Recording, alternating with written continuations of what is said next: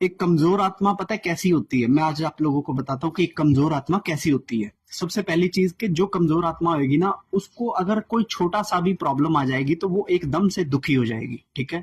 और अगर कहीं से छोटी सी भी खुशी की चीज आ जाएगी तो उसकी खुशी एकदम फूले ना समाये जैसी होगी, ठीक है। तीसरी चीज, अगर मान लीजिए आपने उस आत्मा से डिस्कस किया कि हम भविष्य में कहीं पे घूमने जाने वाले हैं या फिर कुछ अच्छा ऐसा करने वाले हैं, तो वहां पर वो 1 घंटा के लिए, 1 घंटे 2 घंटे के लिए वो स्टक हो जाएगी उतनी सी बात के अंदर, और उसी के अंदर ही फूले ना समाये जैसी स्थिति में रहेगी। और अगर उस आत्मा से हमने ये बात कर दिया कि भविष्य में जाकर ये चीज हमारी थोड़ी सी बिगड़ सकती है, तो ये उस बात को डिप्रेशन की में ले जाएगी, ठीक है ना।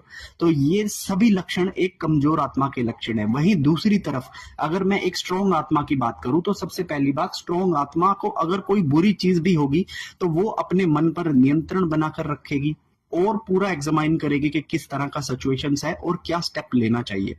दूसरी तरफ अगर कोई चीज बहुत ज्यादा अच्छी होगी तो बजाय कि फूले ना समाये होने के, वो उस चीज को भी ऑब्जर्व करना शुरू करेगी कि ये मेरे लिए कितनी ज्यादा सहायक हो सकती है, ठीक है।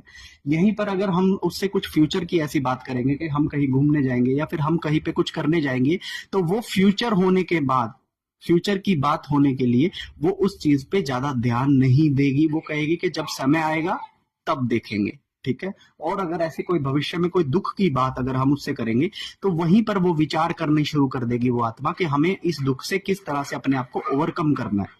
तो ये दो तरह के डिफरेंसेस मैंने आप लोगों को बताए हैं, एक कमजोर आत्मा और एक मजबूत आत्मा के अंदर से, ठीक है। तो आप किस तरह की आत्मा है, आप अपने आप को खुद एग्जामाइन कीजिए और मुझे कमेंट कर कर बताइए कि आप एक स्ट्रॉन्ग आत्मा है या फिर आप एक वीक आत्मा है। और अगर आप एक वीक आत्मा है तो आप ऐसा क्या करेंगे कि आप स्ट्रॉन्ग बने, ठीक है। मेरा बात आप लोग समझ गए होंगे। तो अब जैसे भी आप आत्मा है मुझे कमेंट कर कर बताइए।